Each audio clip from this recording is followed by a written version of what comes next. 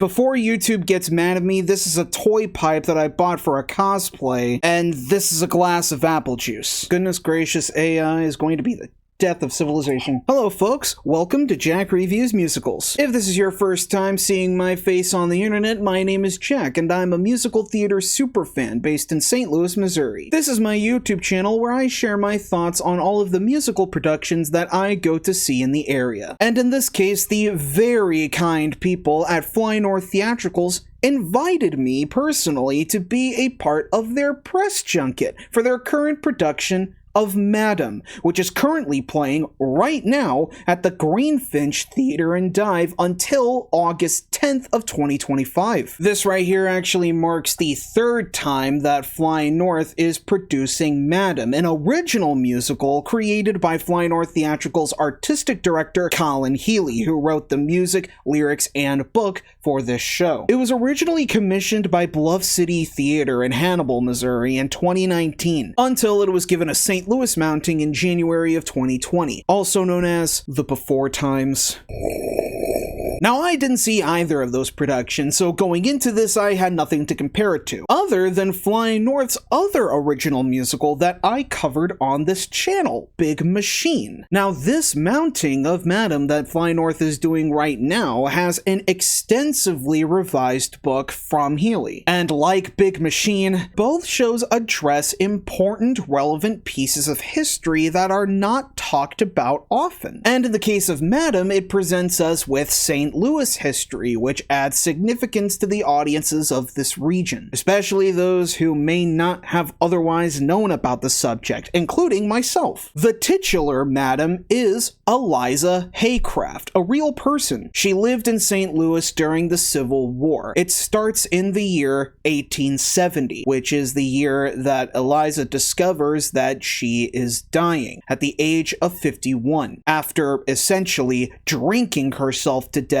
off of cognac. But Eliza would die the richest person in St. Louis. Eliza Haycraft was the procurer of 19 brothels. This was during the time when prostitution was a free enterprise in St. Louis. Eliza herself got the ball rolling as a courtesan. She would grow her clientele to encompass rich businessmen and politicians with a lot of connections. And eventually, she made enough money as a courtesan to invest in real estate, converting all 19 buildings that she owned into brothels, building what her girls call in the show's opening number an empire of love. And by love, they mean sex. However, during the Civil War, Eliza actually opened up her brothels to be refuges for women and orphans, black and white, free and enslaved. Even after the war, she kept the women and orphans working and housed. But according to Eliza, she did this not out of kindness, but out of decency. She built her empire on 3 rules: respect, consent, and pay up front. All policies that gave the power to the women working in these brothels, which was something that was unheard of at the time. And one of the characters in the show expresses outward euphoria in that, saying herself, "God, it feels so good to say no." Madam Eliza actually converted her own opulent home on St. Charles Avenue into a brothel, becoming one of the most valuable properties in St. Louis. So valuable that Eliza and her girls have been accosted time and again by a character simply known as the Benefactor. The Benefactor is a wealthy male client of Eliza's who calls the land that the brothel sits on the biggest parcel west of the Mississippi. And of course, he wants it for himself because, as one of the other girls says in the show, "God, rich people are so bored." But Eliza is legitimately worried about the conviction of the Benefactor's offers, because Eliza actually has no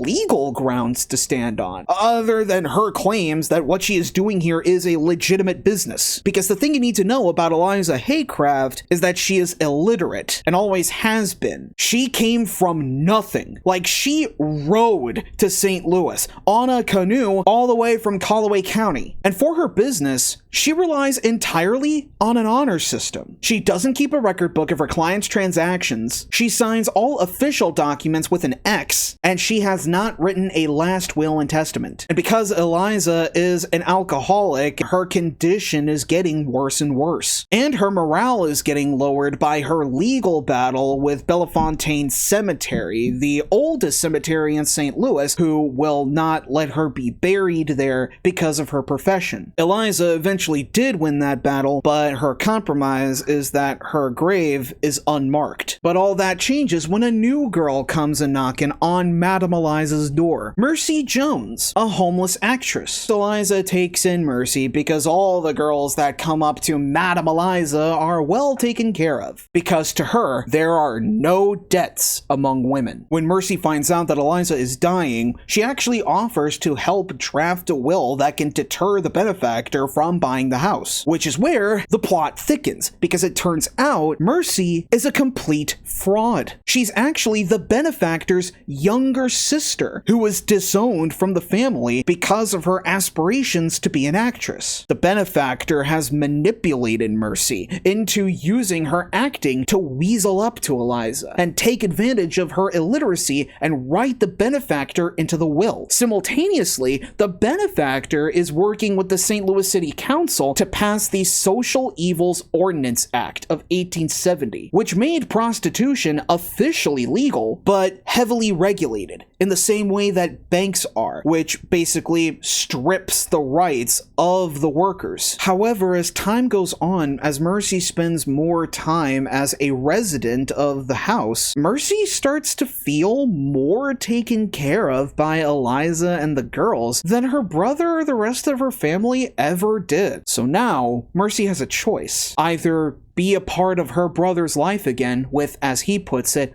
all the money in the world, something that can be taken away just as easily as her being disowned, or be a part of this found family who can nourish her soul in ways that will last forever. Going into Madame, I was under the distinct impression that Madame Eliza herself was going to be the protagonist, but that did not turn out to be the case. Rather, Madame Eliza is like Merlin or Mr. Miyagi or Willy Wonka. She's an interesting character, but she's not the central focus. It's everyone else who has been affected by the way she conducts her business. And I think Colin Healy making this creative choice was a pretty smart move, because Eliza Haycraft is not brought up in modern discourse about the way sex work in this era is conducted. So through this show, you want to see the cascading effect of Eliza's honor system, how someone like the benefactor takes advantage of it, and how Mercy and the girls were able to find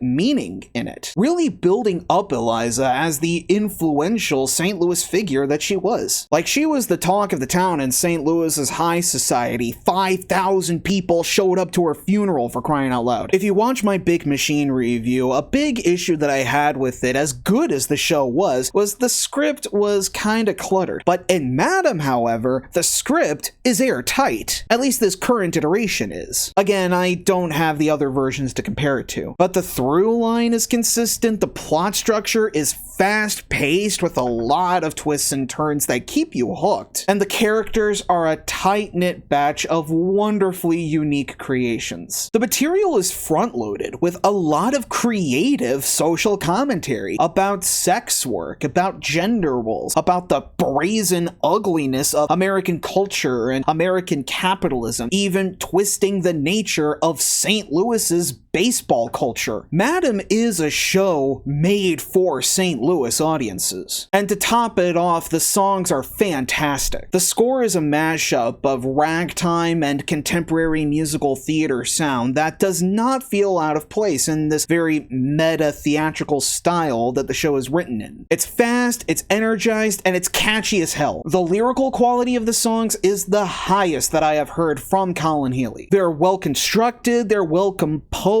and so full of passion for the story and characters. Healy is also the the musical director for Fly North's current production. The vocal quality that he achieves from the actors really pops off, and his conducting of the 7-piece ragtime band in the theater's basement is great. Healy leads the band with himself on piano, Joe Akers on the trumpet, Josh Baumgartner and Joseph Hendricks on the reeds, Des Jones on the drums, Abe Callisto on the bass, and Adam Rugo on guitar. I've said it before and I'll say it again, Colin Healy is the most gifted musical theater composer based in St. Louis. Like, his skill is comparable to the Broadway greats that are working right now. Like, I would dare say this production of Madam deserves to have a run off Broadway. With this presentation at the Greenfinch, Flying North got so much right. Even when you walk into the Greenfinch, it has this tiny black box space that feels like the seating was just cobbled together, and you are just blown away by this set. It was designed by Colin Healy, Bradley Rolfe, and it was painted by Katie Orr. This set is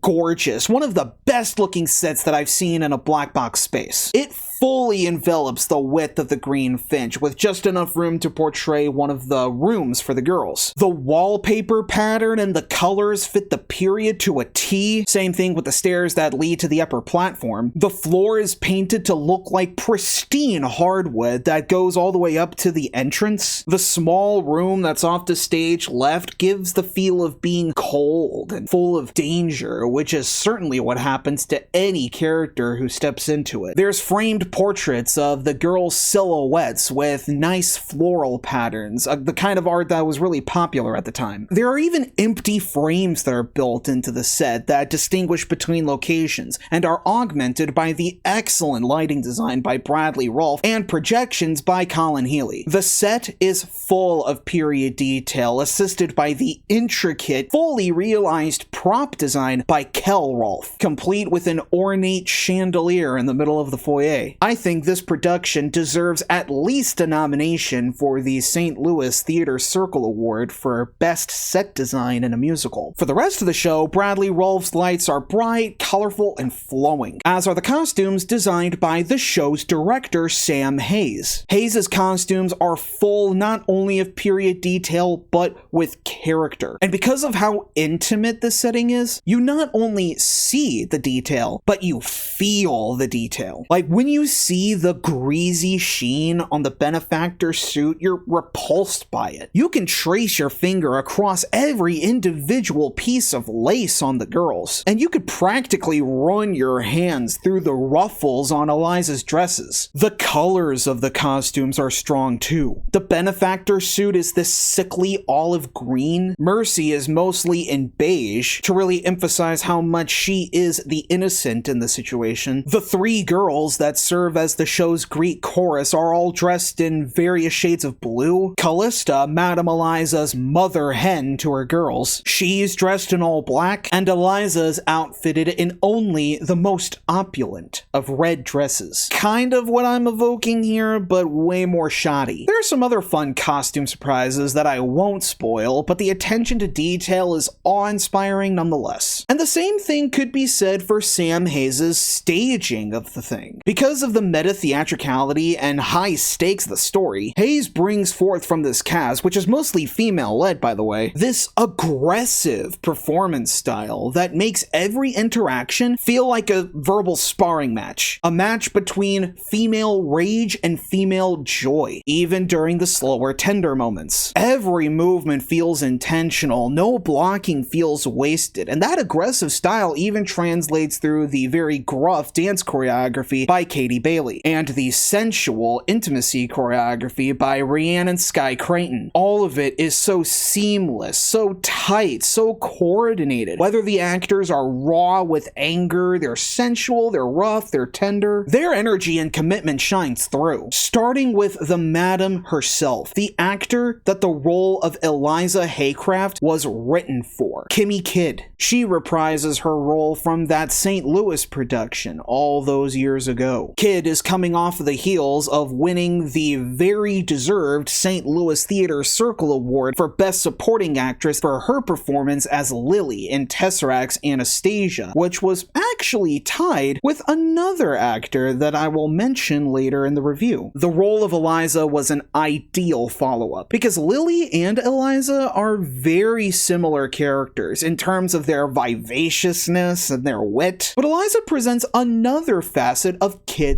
acting to balance it out. There's a dignified confidence in her gaze, an elegant poise in her appearance, and righteous pride in her attitude towards her business and her girls, which is shown in the great character solo Friends. Kimmy Kid looks the part, feels the part, and most of all, sounds the part. She is a vocal powerhouse, an unflinchingly honest voice that's been seasoned with years of experience. Kimmy Kid's vocal in the 11 o'clock number, Dinner for One, is possibly some of the best acting through song that I've ever seen her do. Through Kimmy Kid, you feel the gravity of Eliza's presence, her wisdom and experience, really feeling like she is changing the lives of these women, and the rest of the cast treat her that way. Eliza Haycraft is a really great, really passionate role that Kimmy Kid sinks her teeth into, and she is wonderful as always. As Mercy Jones, Jade Cash puts in a fine performance as the innocent being manipulated. She gets some good chuckles from stumbling through her actor facade at the beginning, but Cash also makes Mercy's inner turmoil of choosing between her brother and Madame Eliza very compelling, especially in the Act 1 finale, Star. In Act 2, Mercy's fortune changes as she proves herself to be a great actor, one who is also taken advantage of quite a lot. But Cash portrays that growth convincingly in the entr'acte Mercy's Empire. Callista, the mother hen in Eliza's house, is played by Rachel Bailey, the actor who was tied with Kimmy Kid for Best Supporting Actress in a musical for her role as Susan Blackwell in Title of Show at Prism Theater. And I swear, Rachel Bailey is the modern-day reincarnation of Ethel Merman, because no matter what show she does, her presence, her personality, and her voice just lights up a stage every time. And Callista's no exception. Rachel Bailey plays Callista as the quintessential woman scorned, world-weary and hardened, always looking out for herself. And Bailey is utterly fearless in the role, making Callista's sex appeal plain to see. Noteworthy are the moments where Callista is being particularly opportunistic, like Act 1's Special, and the scene where Callista calls out Mercy's con, the song La Fière Avanouie, the fainting girl. Dustin Petrillo as the Benefactor. He was a delight. He takes this obviously over-the-top, greedy villain, and he doesn't just run with it, he sprints with it. Petrillo plays the Benefactor as the classic handlebar, mustache-twirling, slimy southern gentleman who can transform in an instant to Snidely Whiplash, laughing, screaming, and throwing a tantrum, flailing his limbs like a petulant child. But at the same time, the scenes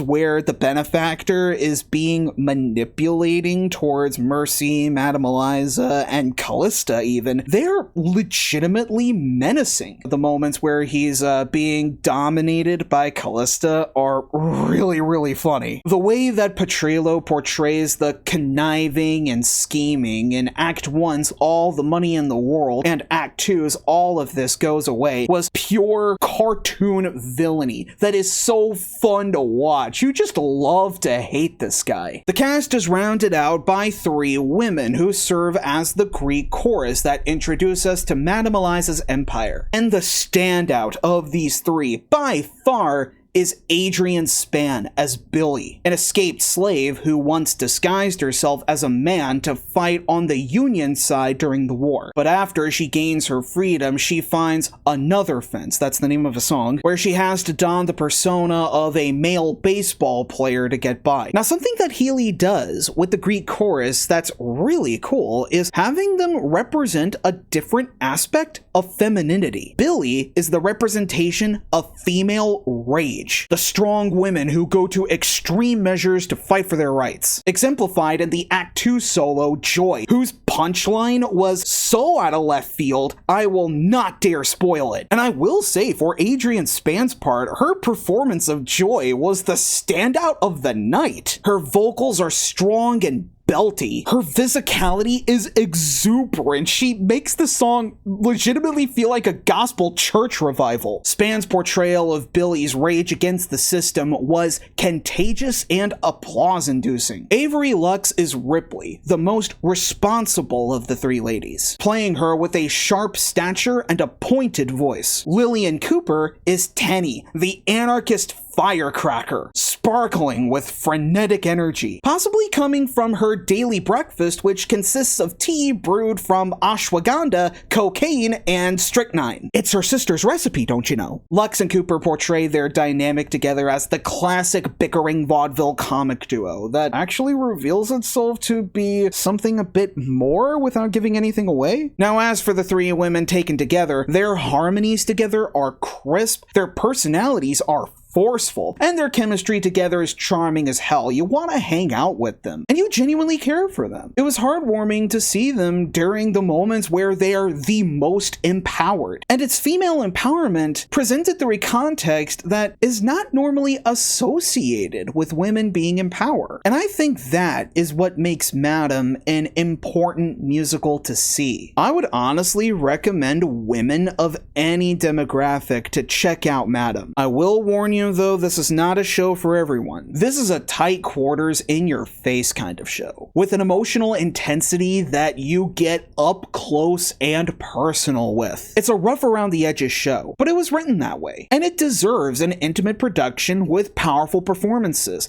and a killer soundtrack. And Fly North gave us just that. Now, before I end things off, I want to mention something very important. Colin Healy announced at the top of the show in his curtain speech, a large chunk of Fly North's funding got pulled for, as he put it, the reasons that you're thinking of. Now, this is nothing new. The same thing happened to New Line Theater. I even started a GoFundMe page all about it. If you're new to the channel, I am a strong advocate for fair and proper funding for the arts. So I'm gonna do some plug-in for you to do some funding. At the top of the show, Flying North puts up a projection of this QR code for you to scan and make a tax-deductible, non-profit donation to support their productions. You can consider my glazing of Madam a glowing endorsement. And if you are going to go see the show, another direct way that you can support Flying North is by buying a drink from the Greenfinch. Now, as Healy puts it, you can get yourself an extra drink for the arts. Did you see Fly North Theatricals' production of Madam? If so, what did you think about it? Whatever it is, whatever you think, comment below and let me know. If you enjoyed this review, be sure to leave a like and subscribe to the channel so that you don't miss any more St. Louis musical theater reviews coming very soon. Thank you so much for watching, and until next time, long live the musical!